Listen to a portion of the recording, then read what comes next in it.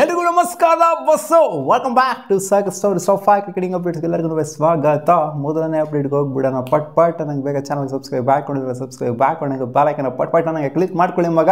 Like ಮಾಡಿ ನನಗೆ like ಮಾಡಿ. ಈ ಮೊದಲನೇ update late Saad Mushtaq Ali tournament ಆಗಿದೆ. ಸೆಮಿಫೈನಲ್ 1 ಸೆಮಿಫೈನಲ್ 2 ನಡೀತಾ ಇದೆ. ಮಧ್ಯಪ್ರದೇಶ್ ವರ್ಸಸ್ ಡೆಲ್ಲಿ ನಡೀತಾ ಇದೆ. ಮೊದಲನೇ ಸೆಮಿಫೈನಲ್ಸಲ್ಲಿ ಗೆದ್ದಿರೋ ಅಂಥವರು it's Mumbai team. Baroda team ಮನೆಗೆ ಹೋಗಿದೆ. ಮುಂಬೈ ಫೈನಲ್ಸ್ಗೆ ಕ್ವಾಲಿಫೈ ಆಗಿದ್ದಾರೆ. ಸೆಕೆಂಡ್ ಮ್ಯಾಚ್ ನೋಡ್ತಾ ಇದ್ದೀವಿ. ಸೆಮಿಫೈನಲ್ 2 ಏನಾಗುತ್ತೆ ಅಂತ. ಮಧ್ಯಪ್ರದೇಶ್ ಕ್ಯಾಪ್ಟನ್ ರಜತ್ ಪತಿದಾರ್ ಅದೇನು ಮಾಡ್ತಾರೆ ಅಂತ ಗೊತ್ತಿಲ್ಲ.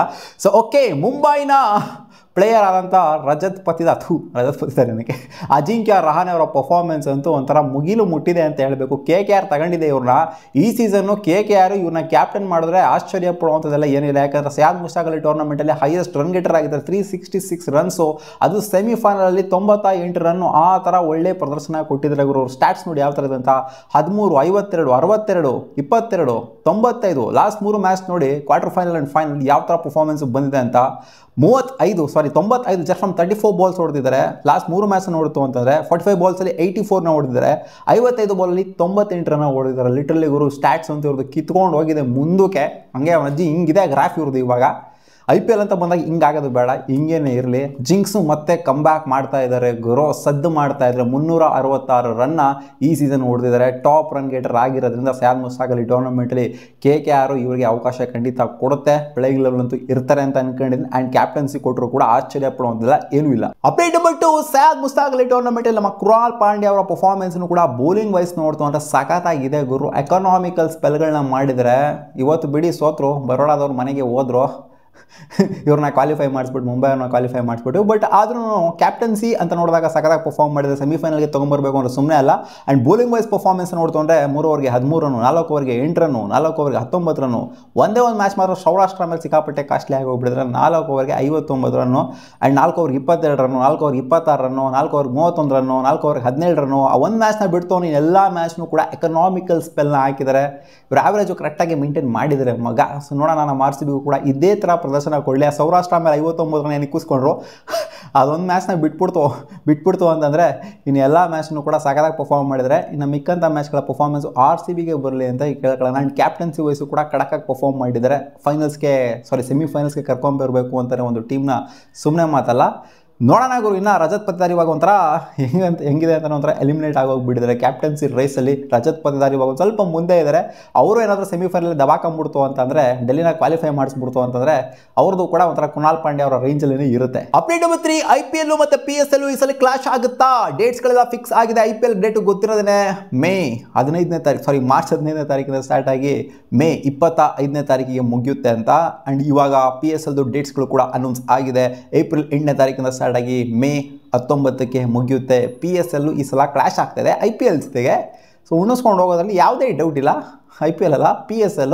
ಸೊ ಕ್ಲಾಶ್ ಮಾಡ್ಕೊತಾ ಇದ್ದಾರೆ ಈ ಸಲ. For the very first time PSL IPL ಜೊತೆಗೆ ಕ್ಲಾಶ್ ಮಾಡ್ಕೊತಾ ಇರೋವಂಥದ್ದು. ಯಾವಾಗಲೂ IPL ಹಿಂದೆ ಇಡ್ತಾಯಿದ್ರು. ನೋಡೋಣ ಅದು ಯಾವ ರೇಂಜಿಗೆ ಇವರು ಅವರ TRPನ ಮೇಂಟೈನ್ ಮಾಡ್ಕೊತಾರೆ, ಯಾವ ರೇಂಜಿಗೆ ಅವ್ರದ್ದು ಸ್ಟ್ಯಾಟ್ಸ್ ಮೇಲ್ಗಡೆ ಹೋಗುತ್ತೆ. IPLನ ತುಳಿತಾರೆ ಗುರು ಇವರು IPLನ. ಇನ್ನು ಕಾಮಿಡಿ ಅನಿಸುತ್ತೆ. ಆ ರಾಜಾ ಗೀಜಾ ಎಲ್ಲ ಕೊಟ್ಟಿರಲ್ಲ ಸ್ಟೇಟ್ಮೆಂಟು, ಇವ್ರ ಚೇರ್ಮನ್ನು. ಅವ್ರನ್ನ ನೋಡ್ತಾನೆ ನಿಜವಾಗ್ಲೂ ಪಲ್ಟಿ ಹೊಡ್ಕೊಂಡು ನಗನ ಅಂತ ಅನ್ಸುತ್ತೆ ಇವರು.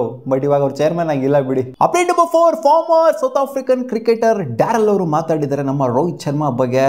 Rohit is over weighted. ಸಿಕ್ಕಾಪಟ್ಟೆ ತೂಕ ಜಾಸ್ತಿ ಮಾಡ್ಕೊಂಬಿಟ್ಟವ್ರೆ. And not a long term cricketer any more. ಅವ್ರ ವಯಸ್ಸಾಗಿದೆ, ಲಾಂಗ್ ಟರ್ಮ್ ಕ್ರಿಕೆಟ್ ಆಡೋಕ್ಕಾಗಲ್ಲ ಅವರು. ಸುಮ್ಮನೆ ಕಳಿಸಿದ್ರು T20 ಫಾರ್ಮ್ಯಾಟ್ಕೋ ಅದು ಇದು ಆಡ್ಕೊಂಡು ಆರಾಮಾಗಿರಲಿ ಅನ್ನೋ ಥರ ಹೇಳಿದ್ದಾರೆ. And is a flat track bully ಅಂತ ಹೇಳಿದ್ದಾರೆ. ಫ್ಲ್ಯಾಟ್ ಟ್ರ್ಯಾಕಲ್ಲಿ ಮಾತ್ರ ರೋಹಿತ್ ಶರ್ಮಾ ಅದು ಆಟಗಳು ನಡೆಯುತ್ತೆ.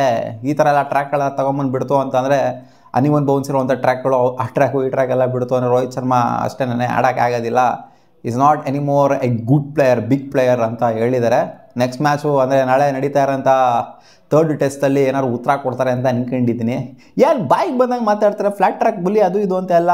ನನ್ನ ಮಕ್ಕಳ್ರಿ ಎಲ್ಲ ಇವ್ರು ಏನು ಗುಡ್ಡೆ ಹಾಕಿದ್ದಾರೆ ಅಂತ ಇಷ್ಟೆಲ್ಲ ಮಾತಾಡ್ತಾರೆ ರೋಹಿತ್ ಶರ್ಮಾ ಬಗ್ಗೆ ಅಂತ ಗೊತ್ತಾಗ್ತಾ ಇಲ್ಲ. ಡ್ಯಾರೆಲ್ ಅವರು.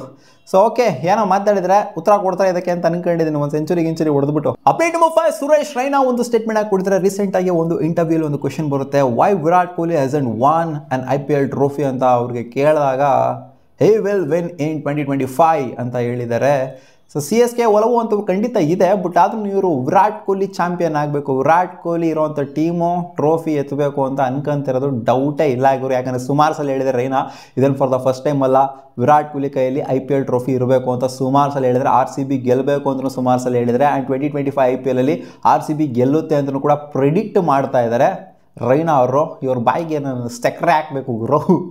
ನೋಡೋಣ ಇವ್ರು ಹೇಳಿದ್ರೆ ನಿಜ ಆಗ್ಬಿಡ್ತು ಅಂತಂದರೆ ಬರೋ RCB ಫ್ಯಾನ್ಸ್ಗಳೆಲ್ಲ ಒಂದು ಸೆಲ್ಯೂಟ್ ಹೊಡಿತಾರೆ ಇವರಿಗೆ. ಸಿಗೋಣ ಮುಂದಿನ ವೀಡಿಯೋದಲ್ಲಿ. ಇಷ್ಟ ಆಗಿತ್ತು ಮಗ ಟಾಪ್ 5 ಕ್ರಿಕೆಟಿಂಗ್ ಅಪ್ಡೇಟ್ಸ್. ನಿಮಗೆ ಏನಾದರೂ ಈ ವಿಡಿಯೋ ಇಷ್ಟ ಆಗಿದ್ರೆ ಸ್ವಲ್ಪನಾದರೂ ಬೇಗ ಹಂಗೆ ಚಾನಲ್ ಸಬ್ಸ್ಕ್ರೈಬ್ ಹಾಕ್ಕೊಂಡು ವಿಡಿಯೋ ಲೈಕ್ ಮಾಡಿ ಮಗ. ಸಿಗೋಣ.